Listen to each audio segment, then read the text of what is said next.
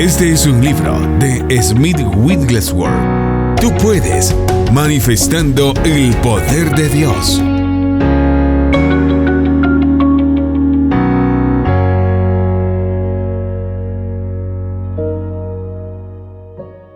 Capítulo 7. Vivir llenos del Espíritu Santo. Jesús dice: no temáis, creed solamente. Las personas en las que Dios se deleita son aquellas que descansan en su palabra sin vacilar. Dios no tiene nada para el hombre que vacila, porque el que vacila nada espere de Dios. Por eso quisiera que hiciéramos llegar a lo más profundo de nuestro corazón este versículo, hasta que penetre en cada fibra de nuestro ser.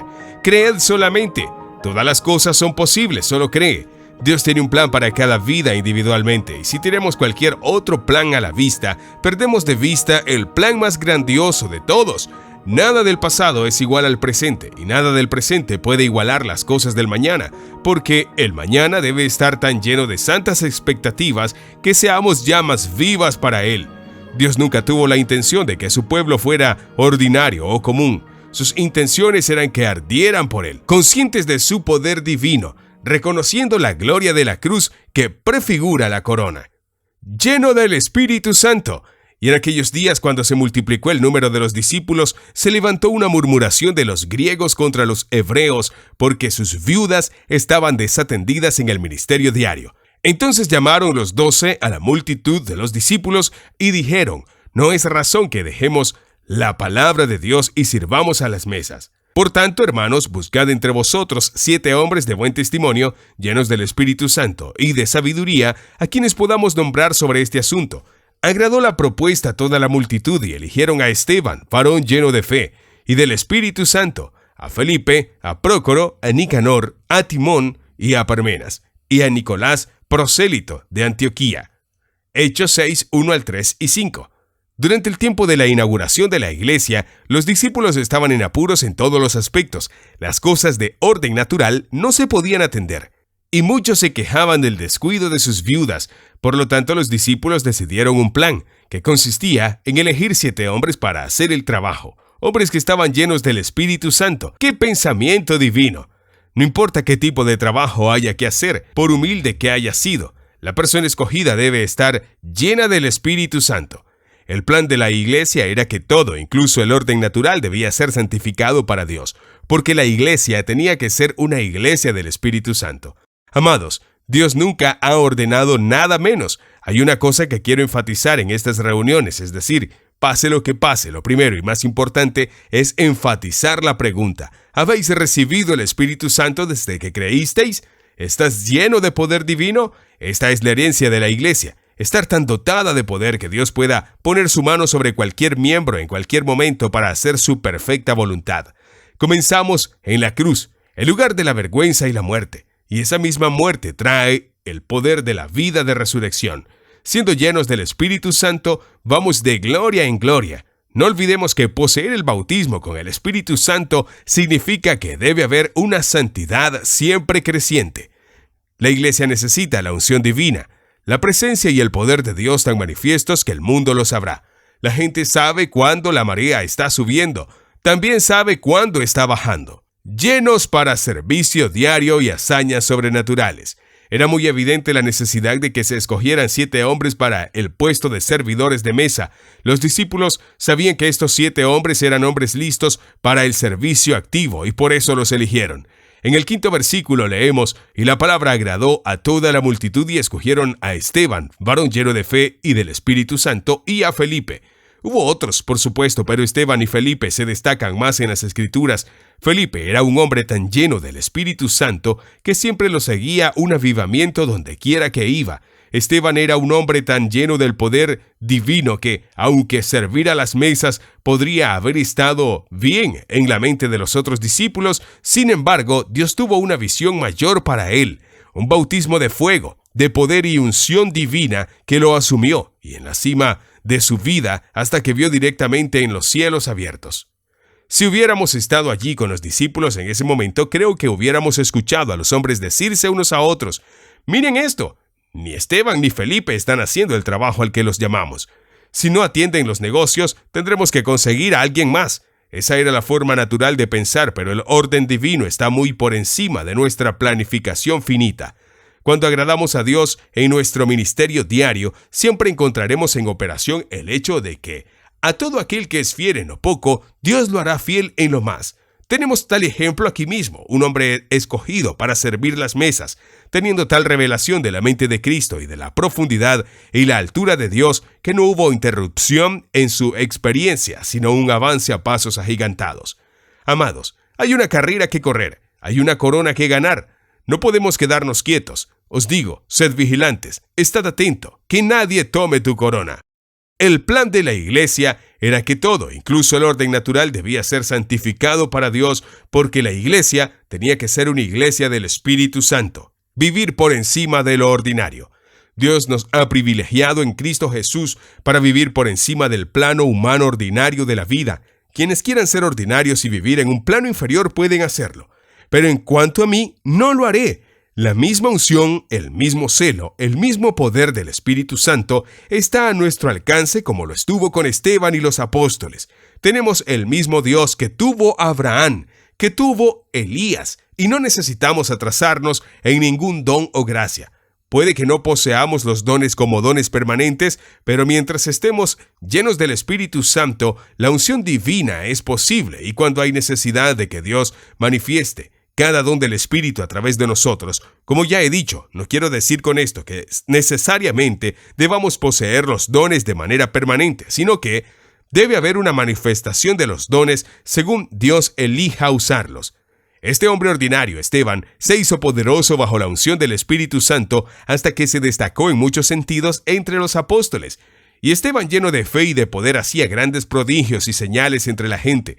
A medida que profundizamos en Dios, Él amplía nuestro entendimiento y pone ante nosotros una puerta abierta de par en par. Y no me sorprende que este hombre elegido para servir las mesas fuera llamado después a un plano superior.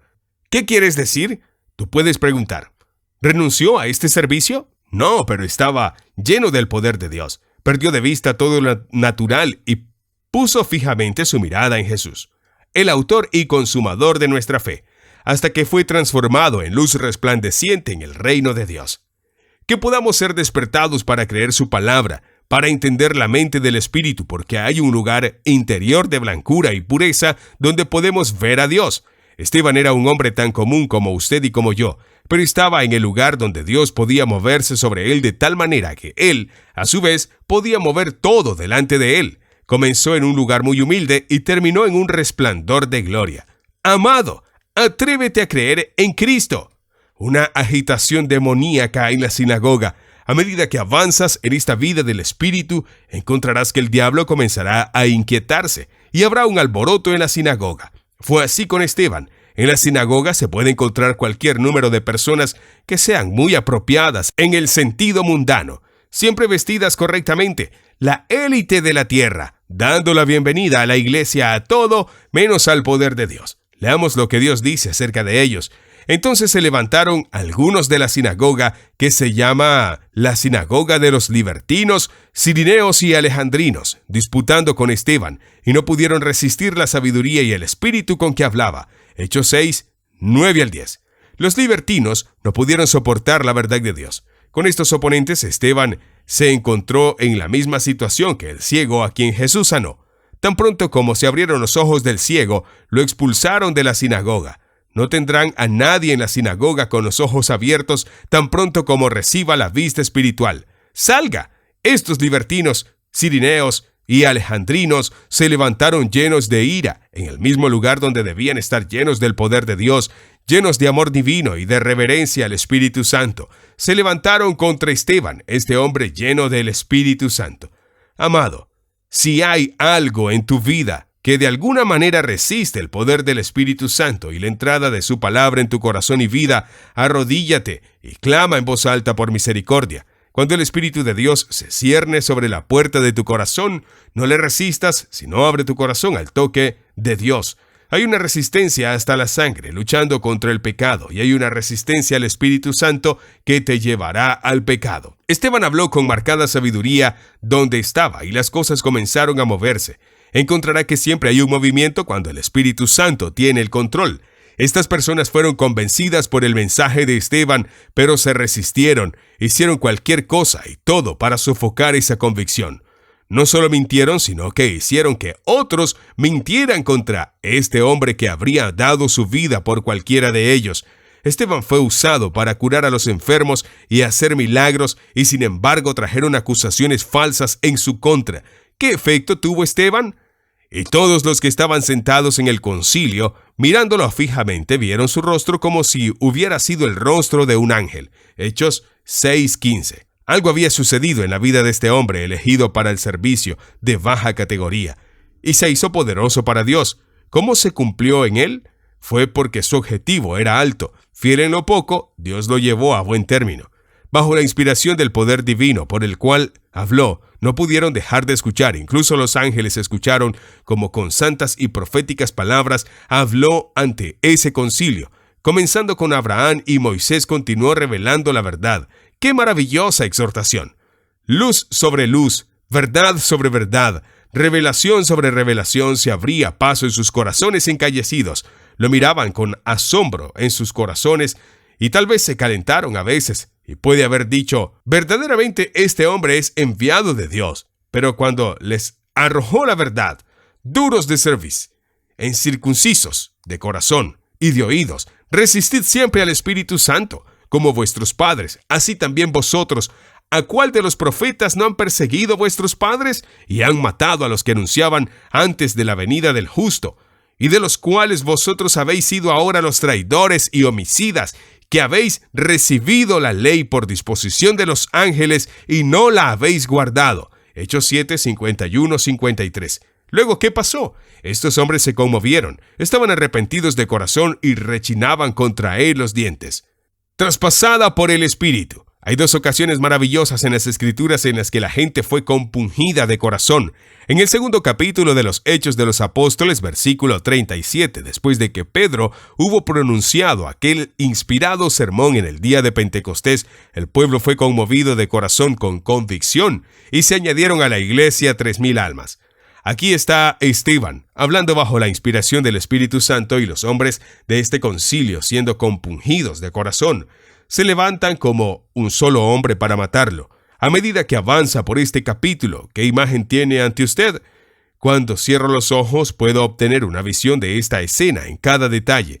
Una turba aulladora con su espíritu vengativo y asesino, lista para devorar a este hombre santo, y él, lleno del Espíritu Santo, miraba fijamente el cielo. ¿Qué vio allí? Desde su lugar de impotencia miró hacia arriba y dijo: «He aquí veo los cielos abiertos y al Hijo del Hombre de pie a la diestra de Dios». ¿Es esa la posición que Jesús fue a tomar?